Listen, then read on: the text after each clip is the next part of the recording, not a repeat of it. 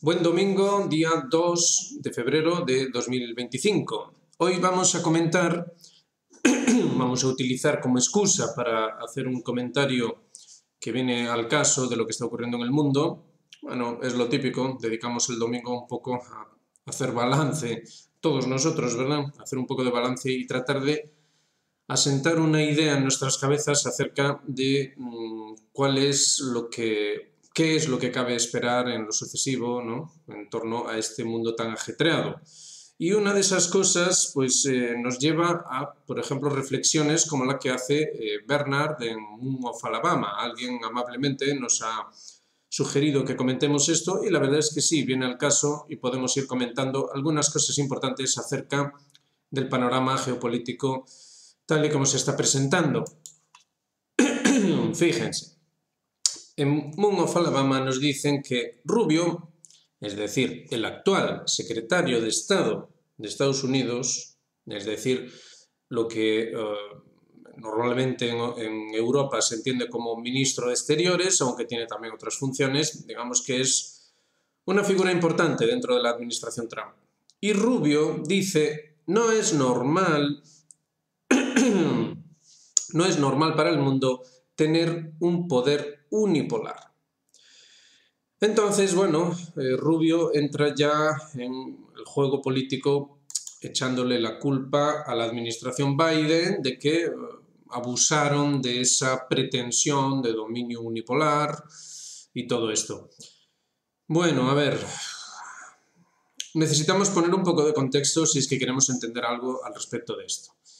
Hay muchas esperanzas acerca de la administración Trump, mucha gente, y bueno, es lógico, ¿no? Es lógico.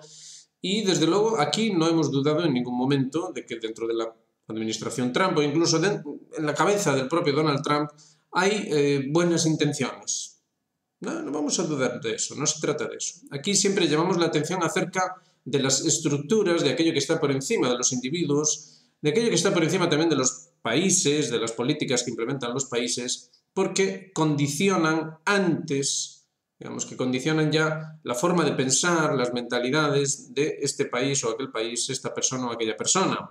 Y en ese sentido hay que entender que en Estados Unidos la visión de lo que Rubio llama unipolar es una visión inherente dentro de su propio proyecto, lo sepan ellos o no.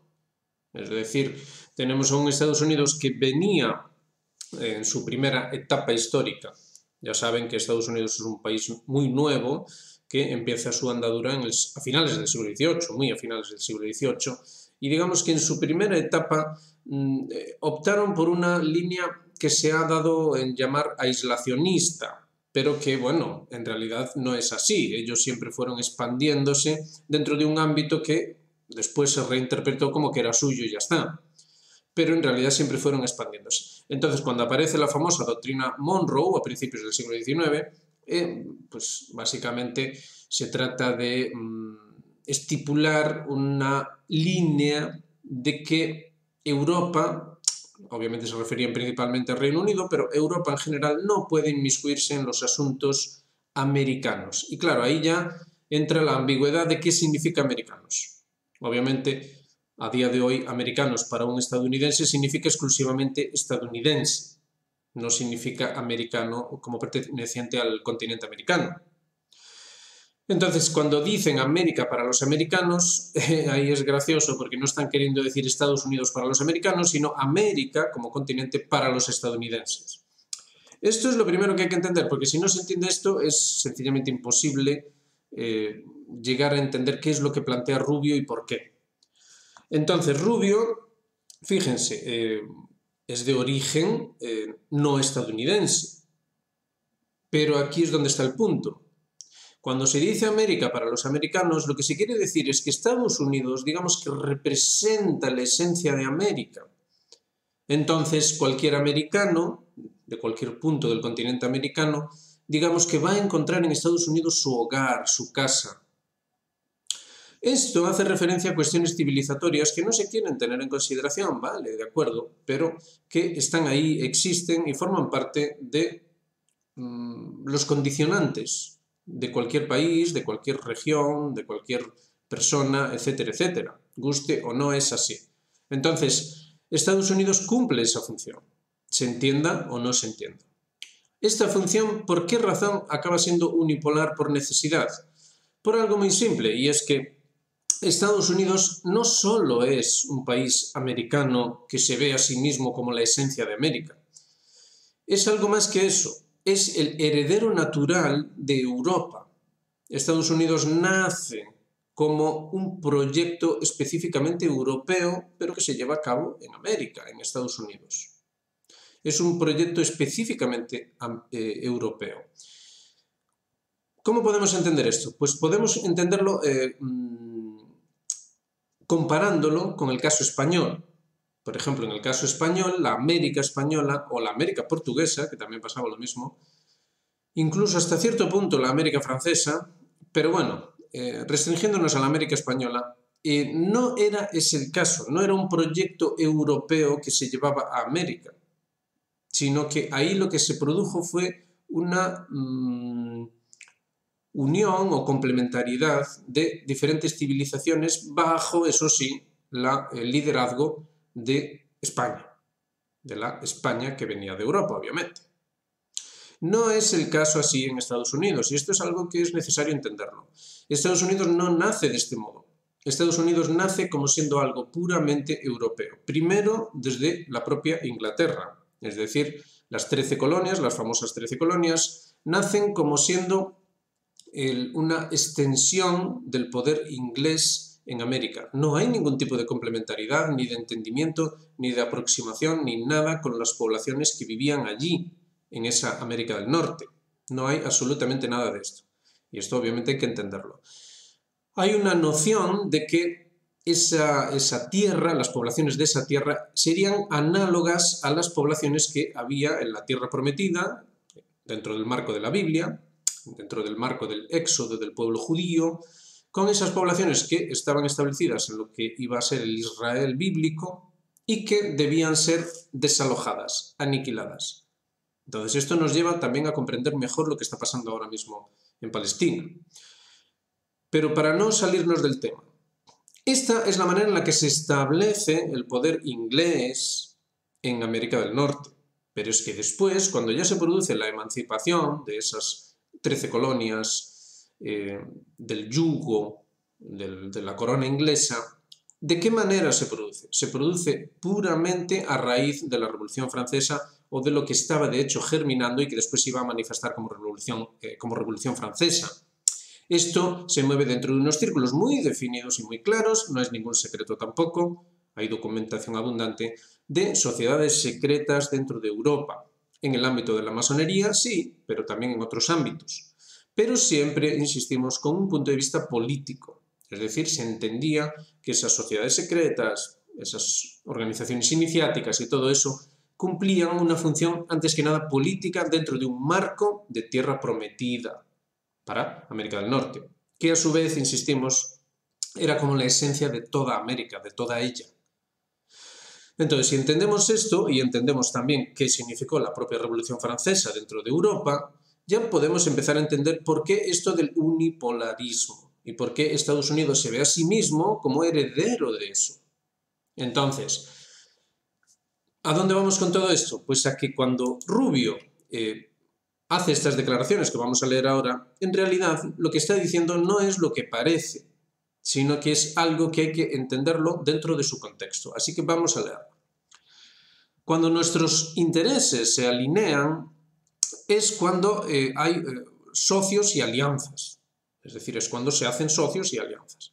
Cuando nuestras diferencias no están alineadas, ahí es cuando es el momento del trabajo de la diplomacia para prevenir el conflicto cuando aún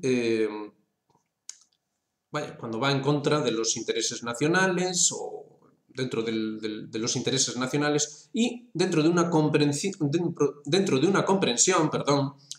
que lo que va a hacer es hacer más grandes los intereses nacionales, es decir, que va a redundar dentro de esos intereses nacionales. Entonces, lo que nos está diciendo Rubio aquí es que Claro, por supuesto, todo perfectamente entendible, ¿verdad? Que, claro, hay que hacer una diplomacia, hay que hacer un entendimiento siempre dentro de los intereses nacionales de cada uno, porque cada uno tiene sus intereses nacionales. China tiene sus intereses nacionales, Rusia tiene sus intereses nacionales, Estados Unidos tiene sus intereses nacionales. Hasta aquí todo bien. Seguimos. La otra nota resaltada es lo que no es normal, entonces dice, lo que no es normal para el mundo es tener simplemente un poder unipolar. Esto es una anomalía, dice Rubio, y es el producto del fin de la Guerra Fría. Pero, eventualmente,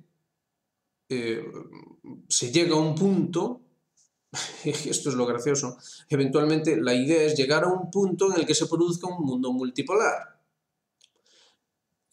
Grandes poderes, un mundo con grandes poderes en diferentes partes del planeta. Bueno, vale. Claro, visto así, todo parece muy bonito, pero fíjense, él ya da la nota histórica. Estamos hablando de la Guerra Fría. Como la Guerra Fría termina con el colapso de la Unión Soviética, entonces se produjo de facto un mundo unipolar.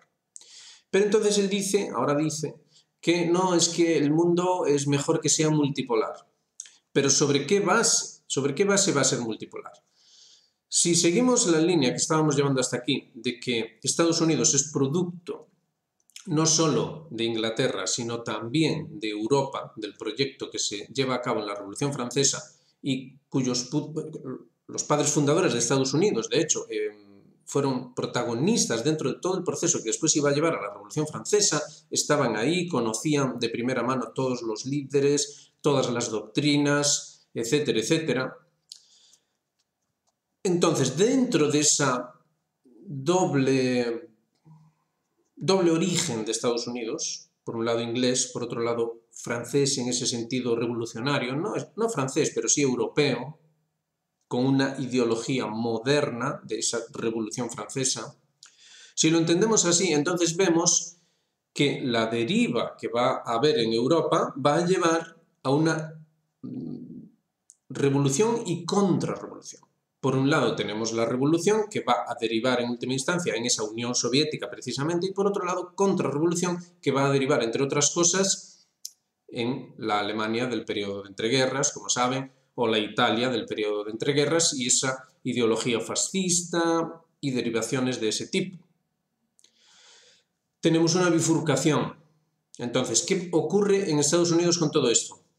Estados Unidos lo que hace es vivirlo desde la distancia, dentro de ese aislacionismo supuesto tal de la doctrina Monroe, siendo la esencia de América toda, y observando, insistimos, cómo se dirimían los asuntos europeos para ver cómo se definía al final todo el proyecto, todo ese proyecto de la Revolución Francesa.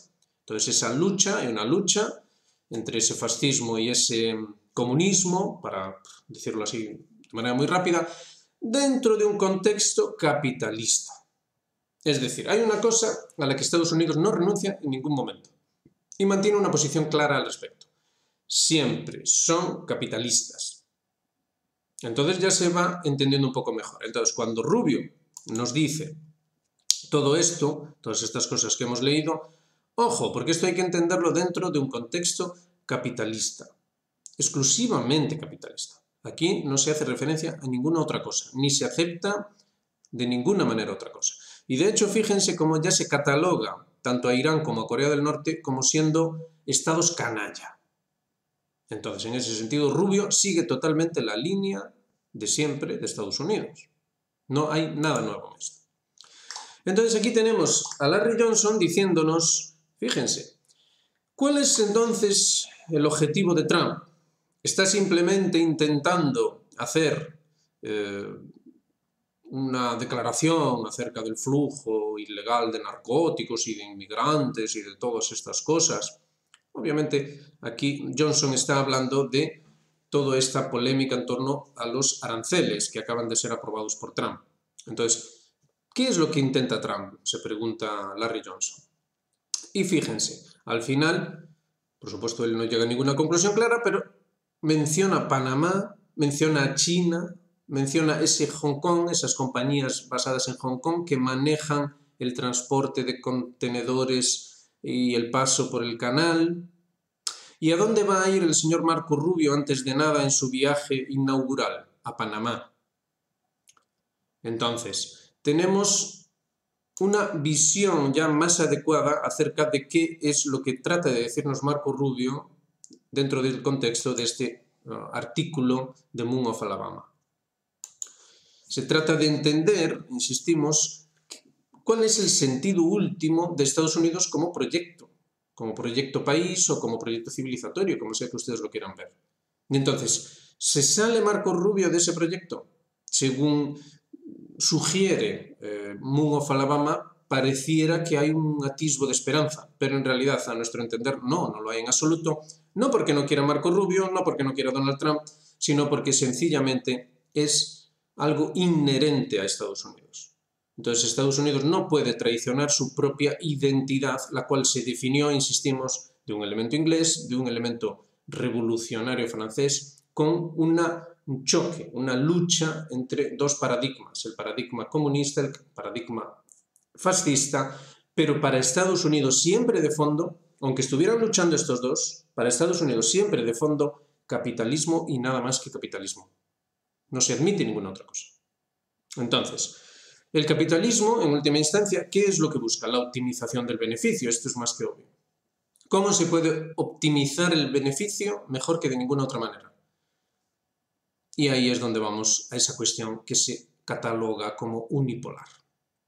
Claro, obvio. Es obvio que si todo está monopolizado a nivel político, de manera que se pueda optimizar los flujos de capital, el mercado y todas estas cosas desde un solo centro, es obvio que eso es lo ideal.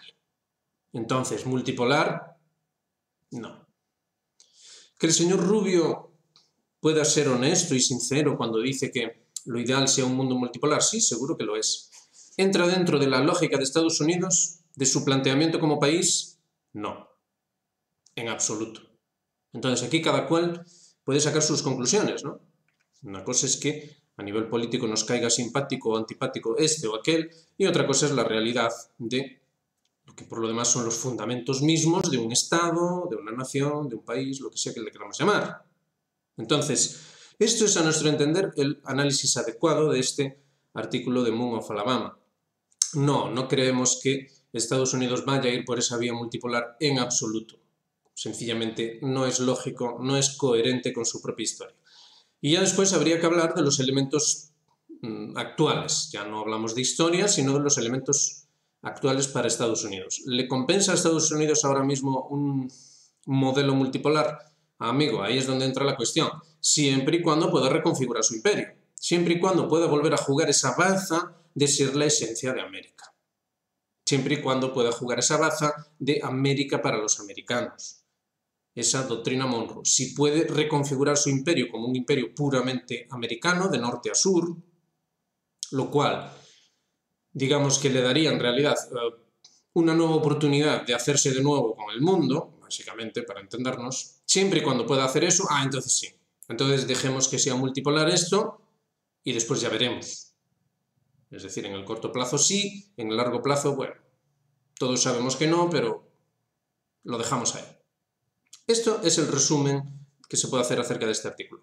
Y para que vean, en noticias relacionadas que vienen muy al caso, para poder entender todo esto, fíjense como en la red Voltaire pues hablan del 80 aniversario de la liberación del campo de concentración Auschwitz-Birkenau y bueno, vuelve la polémica y todo esto, porque resulta que los polacos no invitaron a los rusos, invitaron a Netanyahu porque supuestamente iban a hacer una excepción en esa causa penal internacional, pero resulta que la Comisión Europea les dijo que de eso nada, con lo cual al final tampoco vino Netanyahu. ¿Qué significa esto? ¿Qué es Auschwitz? ¿Qué es todo esto? Es otra de esas grandes cuestiones que no se entienden. Es decir, vemos imágenes, la palabra misma, Auschwitz, es todo como una suerte de sentimiento difuso, no se acaba de entender nada. Esto, lo que simboliza, lo que significa, básicamente, es la manifestación de esas fuerzas de las que hablábamos. Es decir, tenemos un proyecto europeo moderno que rompe por completo con el pasado, que no está dispuesto de ninguna manera a reconciliarse con su propio pasado, y mucho menos con el pasado de otros, y que lucha entre sí en dos configuraciones, una comunista, otra fascista, siempre con un telón de fondo capitalista. Ojo a esto. ¿Que los comunistas buscaban terminar con el capitalismo? Sí, sí, claro que sí, pero dentro de un marco capitalista, porque obviamente nunca se llegó a implementar a nivel mundial, digamos, una primacía que no fuese otra que la del capitalismo. Esto entendámoslo. Y ya con el colapso de la Unión Soviética, pues ya no queda ninguna duda. Entonces, cuando se habla de esto, ¿de qué se está hablando realmente? ¿Por qué, tal y como nos indica aquí Meissan, por qué en Europa especialmente se está procediendo a un blanqueado, por un lado, de unos, una satanización de otros? ¿Por qué si los rusos ya no son comunistas hay que seguir odiándolos? Y todas estas cuestiones. Y aquí volvemos otra vez a lo mismo que estábamos comentando con respecto a lo de Marco Rubio. Es que por mucho que queramos dentro de la modernidad, no hay forma en la que el mundo sea multipolar. El mundo no puede ser moderno, según el proyecto moderno europeo que acabamos de explicar, y multipolar al mismo tiempo. No hay forma en que eso pueda ocurrir. Por eso nunca hay una reconciliación, una complementariedad, es decir, una convivencia armónica, como dirían los chinos. No hay nunca una convivencia armónica en Europa. El proyecto europeo ha resultado ser un fracaso absoluto, porque nació como proyecto de paz y ha terminado como proyecto de guerra.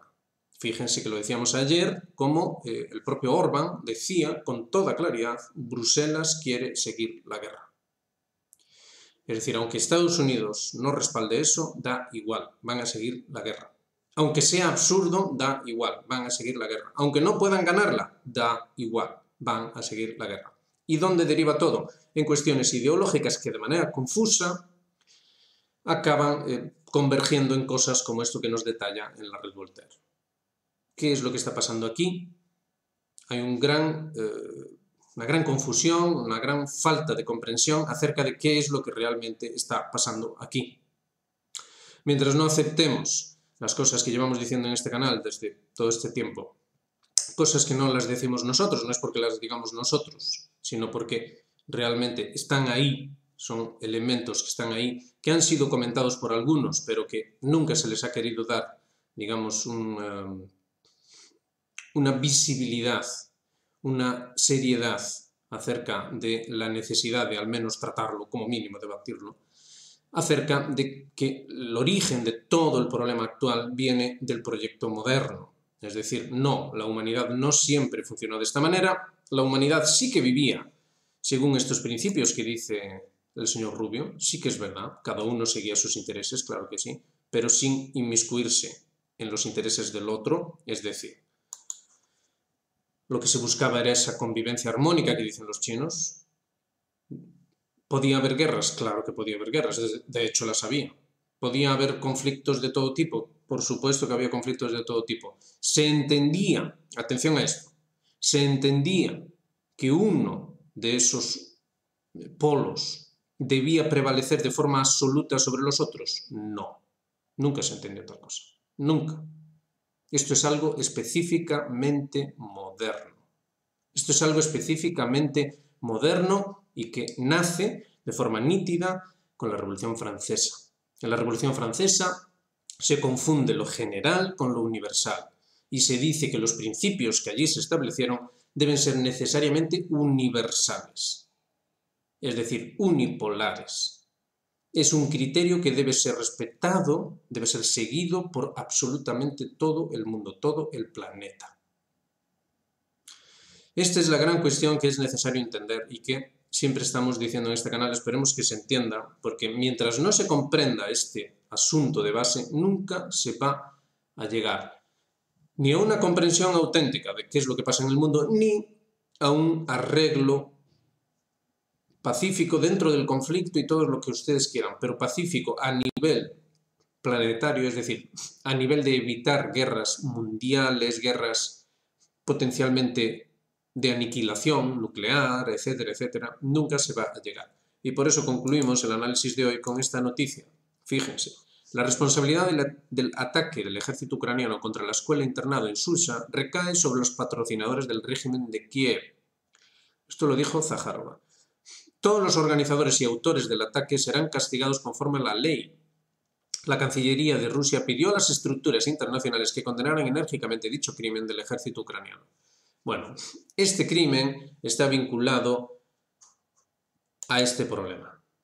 Y este problema está vinculado a lo que nos presentaba hoy Moon of Alabama con respecto a las declaraciones de Marco Rubio y cuál es la política que está implementando esta nueva administración estadounidense para un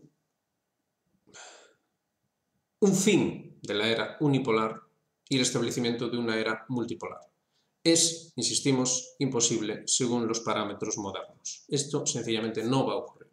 Lo que va a ocurrir es, desgraciadamente, esto otro.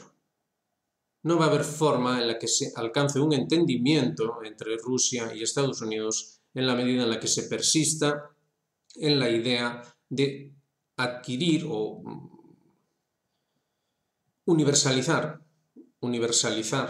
el mundo de esa manera, tal y como se especificaba en las ideas, los fundamentos, los principios de la Revolución Francesa.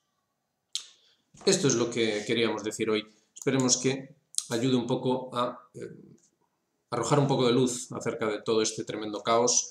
Y, bueno, la verdad, por desgracia, se está verificando que no, las cosas no van a mejor, sino que van cada vez a peor.